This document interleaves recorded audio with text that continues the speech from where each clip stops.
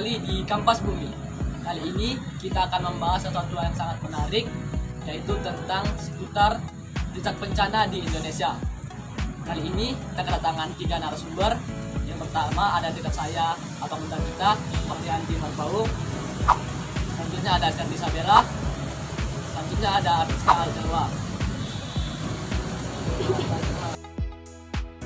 Sebelum kita masuk ke tema kita, Indonesia ini kan sering banget nih terkena bencana gempa bumi, banjir, tanah longsor, ataupun gunung meletus. Kira-kira apa sih yang membuat Indonesia ini sering banget terkena bencana gitu? Kalau dari abang sendiri, gimana tanggapannya? Nah, kalau menurut abang sendiri itu abang mengambil dari pandangan bencana gempa bumi dan gunung meletus. Nah, kita mulai dari bencana yang di gempa bumi, yang di gunung meletus dulu. Nah, kalau di gunung meletus itu menurut abang sendiri penyebab Indonesia sering gunung meletus itu karena Indonesia ini terletak di antara atau di zona Ring of Fire. Nah, zona ini adalah zona yang membentuk sebuah zona seperti cincin gitu. Nah, di zona inilah banyak gunung-gunung berapi yang masih aktif. Namun walaupun begitu, tidak semua tempat di Indonesia mengalami atau terdapat di zona Ring of Fire itu. Karena ada satu daerah yang tidak terdapat, yaitu Pulau Kalimantan. Itu aja sih. Kalau dibilang tadi ada satu daerah yang nggak kena, itu Pulau Kalimantan. Temenku ada sih yang tinggal di Kepulauan Riau, dan dia bilang juga kalau di daerah Kepulauan Riau itu nggak ada gunung katanya. Gempa juga jarang terjadi di situ gitu. Jadi di situ juga nggak ada sih. Mungkin di daerah di Indonesia ini yang nggak ada gunung, Kalimantan nggak sih? Iya, kalau di sana sama sekali. Kalimantan nggak ada sama sekali. Iya. Sama sekali nggak ada. Mau itu aktif ataupun tidak aktif. Tema kita ini kan jejak bencana nih. Sesuai tema kita nih, jejak bencana di Indonesia. Kalau boleh cerita sedikit bang, bencana apa sih yang pernah terjadi di kampung atau tempat tinggal abang dulu gitu? Nah, kalau di tempat tinggal abang sendiri, kebetulan abang kan tinggal di Medan, itu pernah terjadi gempa. Nah, namun gempa ini dia pusatnya bukan di Medan. Dia ini terjadi di dekat atau di sekitar Kabupaten Deli Serdang yang kebetulan bersebelahan dengan kota Medan. Nah, kami itu bisa dibilang cuma dapat gempa kiriman saja. Nah, kekuatan gempanya itu nggak terlalu kuat karena dia tidak merobohkan bangunan dan tidak menimbulkan korban jiwa juga waktu itu. Nah, kejadian ini terjadi pada tahun 2017. Di saat itu saya masih usia SMP lah gitu. Itu gempanya berlangsung berapa lama, Pak? Dia gempanya cuma sebentar, kira-kira 10 menit. Itu ada kerusakan bangunan atau korban jiwa? Ada nggak, Pak? Kalau kerusakan nggak ada, cuman goyang-goyang gitu aja terasa bangun itu. Kalau korban jiwa dia nggak ada juga, karena kecil kekuatan gempanya. Waktu itu abang lagi, masih kan nggak abang dulu? Lagi ngapain atau lagi gimana? Tiba-tiba jadi ada gempa gitu. Nah, ini kalau gempa ini dia akan terjadi dia malam-malam, sekitar jam 7 atau jam 8 malam gitu. Nah, di saat itu keluarga abang dan tetangga-tetangga sekitar ya biasa lakukan aktivitas seperti makan malam gitu, ada yang nonton TV gitu. Tiba-tiba tuh bergetar semua, terkejut, keluar semua dari rumah gitu. Mungkin teman-teman lain, apakah ada yang mengalami bencana gitu di kampung kalian atau tempat tinggal kalian mungkin? Dari aku dulu ya. Kalau di aku sih nggak pernah kayak ngalami bencana yang sampai besar kali gitu, sampai kebanjiran ataupun gempa. Mungkin ya cuma biasa-biasa aja, nggak sampai ngungsi gitu. Tapi kalau di daerahku di Kabupaten Langkat itu ada satu peristiwa atau satu bencana itu yang sangat besar dan sangat terkenal gitu. Namanya banjir bandang Bahorok. Jadi banjir bandang ini itu melanda Kecamatan Bahorok di Kabupaten Langkat. Penyebabnya itu karena ada degradasi hutan dan pembalakan liar yang ada di sekitaran wisata Bukit Lawang. Karena di Bahorok itu ada namanya wisata Bukit Lawang. Wisatanya itu sangat terkenal kali. Banyak wisatawan asing dan wisatawan mancanegara yang berkunjung di situ. Jadi banyak pembangunan villa-villa dan hotel-hotel yang ada di situ gitu. itu sih bencana yang ada pernah terjadi di situ ya. di daerah. Mungkin Info Kanvas Bumi. Menurut Kementerian Lingkungan Hidup dan Kehutanan Indonesia, banjir bandang yang melanda tepian Sungai Bahorok, Kabupaten Langkat, Sumatera Utara pada Minggu malam 2 November 2003 menjadi tragedi yang tak terlupakan, terutama bagi kawasan ekowisata Bukit Lawang. Dalam hitungan jam, kawasan tersebut luluh lantak, menewaskan 157 orang termasuk 6 turis mancanegara dan menyebabkan 82 orang lainnya hilang hingga kini. Penyebab banjir bandang yang menewaskan ratusan jiwa ini masih menjadi persoalan yang belum terpecahkan. Meskipun ada anggapan dari masyarakat setempat bahwa tragedi ini merupakan kutukan akibat penyimpangan fungsi kawasan wisata menjadi dunia remang-remang. Perdebatan lebih dominan berkisar pada faktor bencana alam murni atau degradasi di daerah hulu akibat pembalakan liar. dari Syahri sendiri, Kalau dari aku pernah ngalamin bencana banjir di daerah aku. Itu nggak besar sih, nggak sampai buat ngungsi. Cuman ada nih di satu daerah yang nama kampungnya, Kampung Sopin. Di situ tuh kalau misalnya hujan deras, nah air sungai itu meluap, itu bakal terjadi banjir. Yang paling besar itu sampai setinggi leher orang dewasa. itu tahun berapa aja?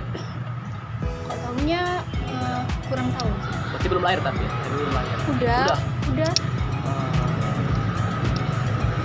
Dari yang kalian ceritain itu ada nggak yang paling kalian ingat dari apa itu, atau yang nggak bisa kalian lupain dari peristiwa itu gitu, atau ada yang buat sedih gitu? Kalau aku nggak ada ya, karena kan kejadian itu di tahun 2003 dan itu udah lama banget, aku bahkan belum lahir.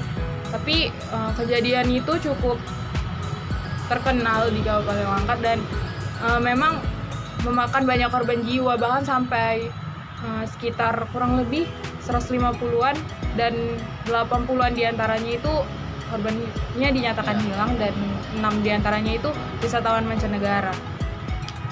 Itu sih kalau sendiri. Kalau dari abang sendiri yang membekas di tidak ada kesedihan lah, karena seperti yang sudah abang bilang tadi barusan, tidak ada korban jiwa dan tidak ada korban berupa harta benda. Namun di situ hanya memberikan efek terkejut karena baru ini abang merasakan gempa seumur hidup, itu aja sih.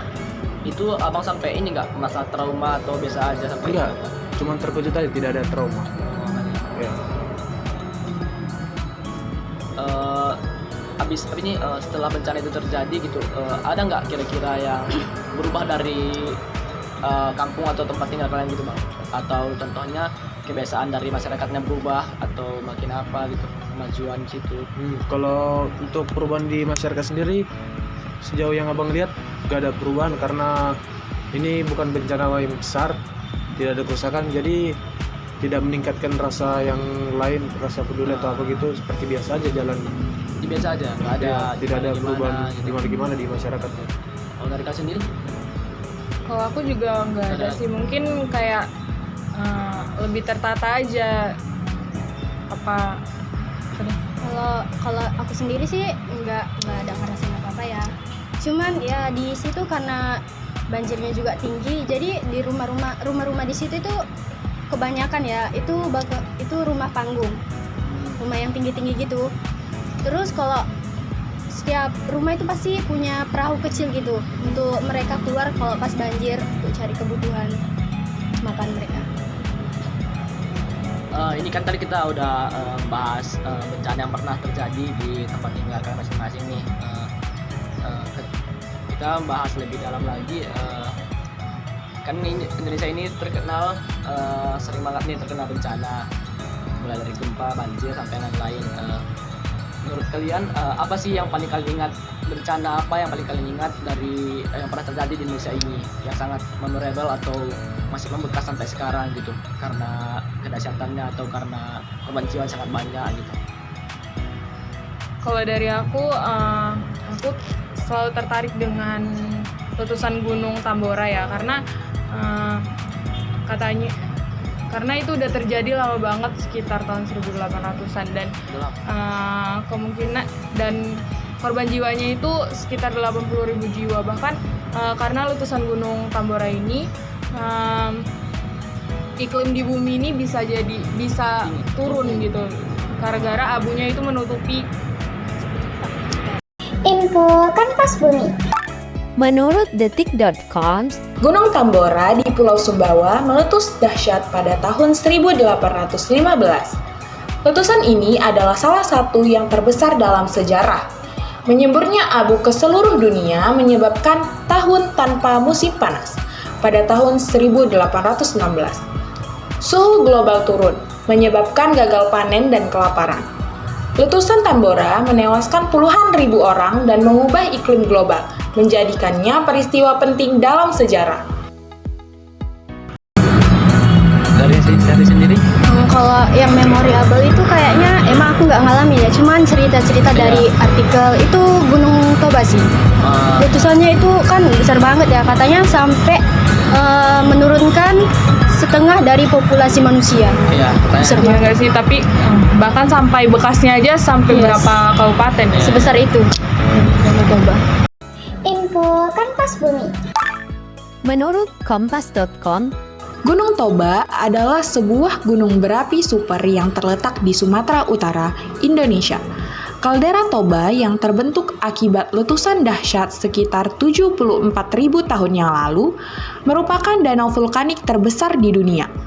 Letusan tersebut diperkirakan menjadi salah satu letusan gunung berapi terbesar dalam sejarah manusia, menyebabkan perubahan iklim global dan kepunahan massal. Saat ini, kaldera Toba terisi air dan membentuk Danau Toba yang indah, dengan Pulau Samosir di tengahnya. Danau Toba dan sekitarnya menjadi tujuan wisata populer karena keindahan alamnya dan budaya Batak yang unik, dan sejarah geologisnya yang menarik.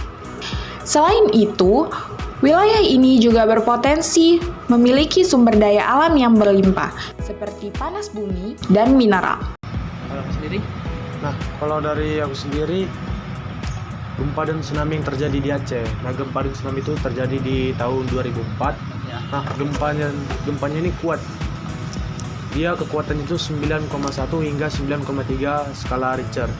Nah, walaupun dia terjadi jauh nih dari Aceh, yaitu sekitar 250 km dari arah barat daya kota Banda Aceh, dan kedalamannya pun dalam juga karena dia di 30 km. Namun karena kekuatan yang kuat, dia dahsyat, dia bisa menghancurkan banyak daerah-daerah di Aceh. Bahkan korban jiwanya itu banyak. Korban jiwanya itu sekitar 167.000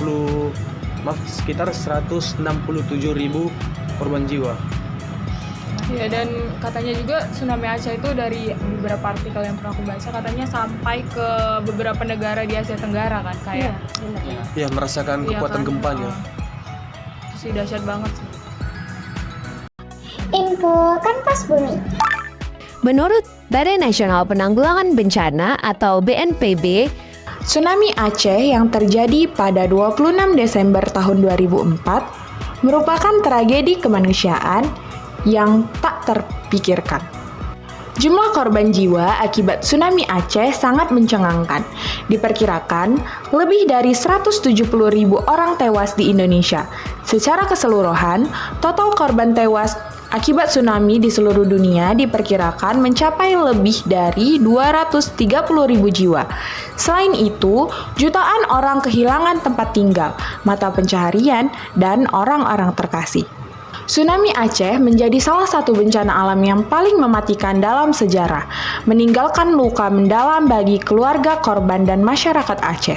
Bencana ini juga menjadi pengingat yang menyakitkan tentang betapa rentannya manusia terhadap kekuatan alam dan pentingnya upaya mitigasi risiko bencana.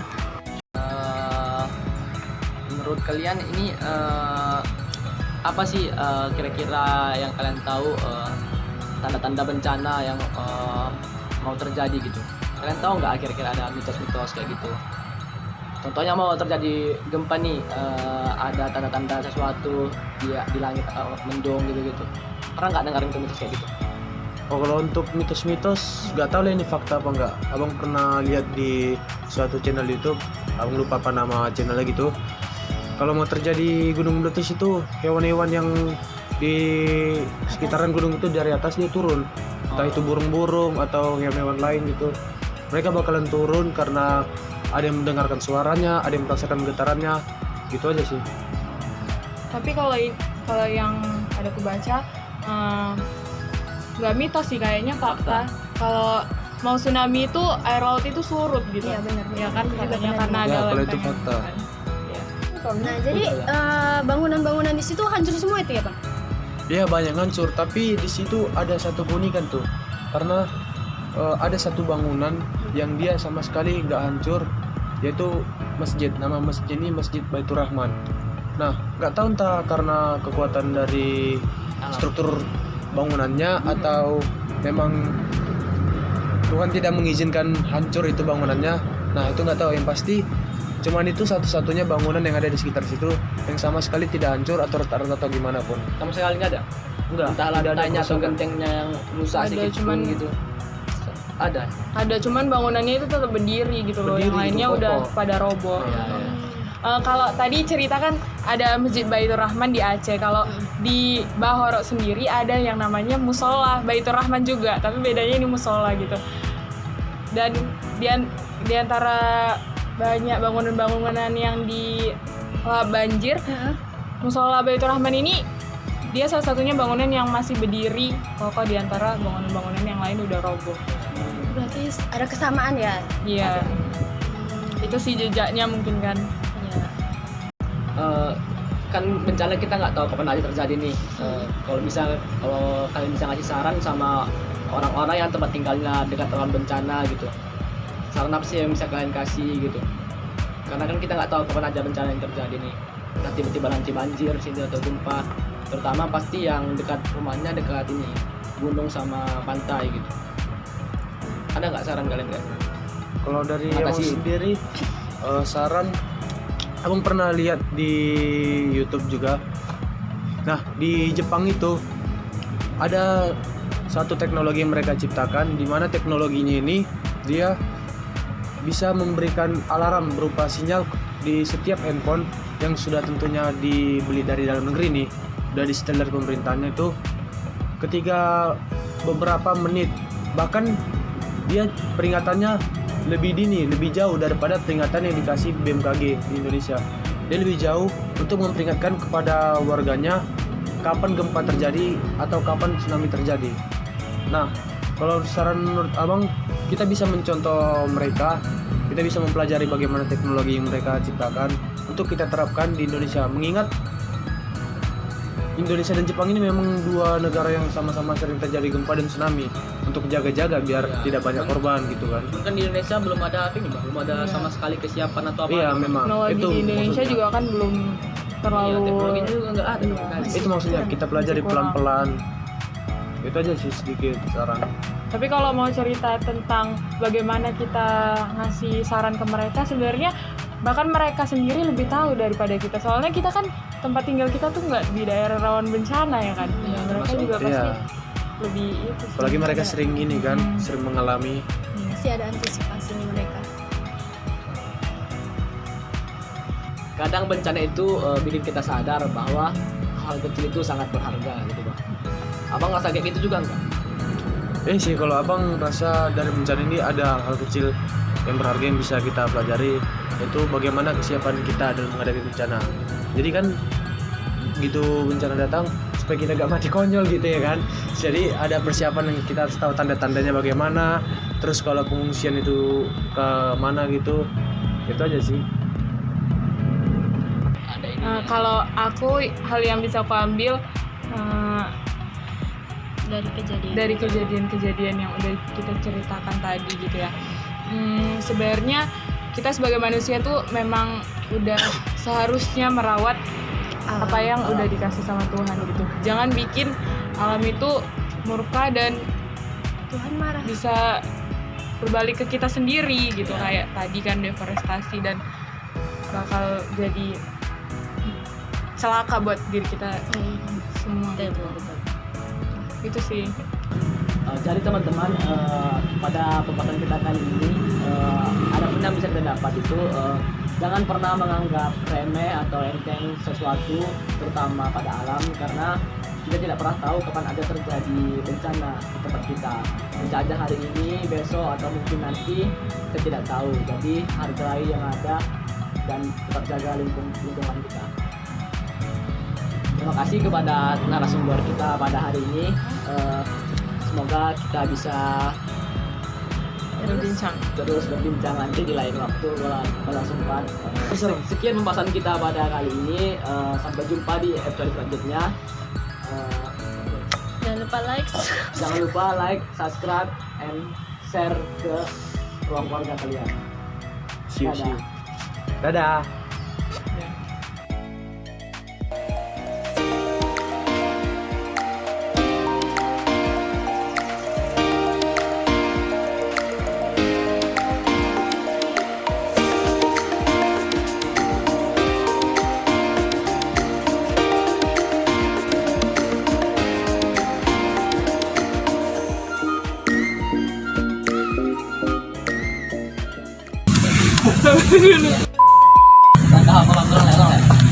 Ulang lagi.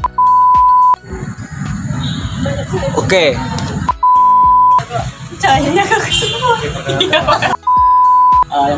Yang pertama ada abang kita, yaitu sabar, jangan ngomong dulu, goyang masih. Oke. Sabar, ulang. Langkah apa?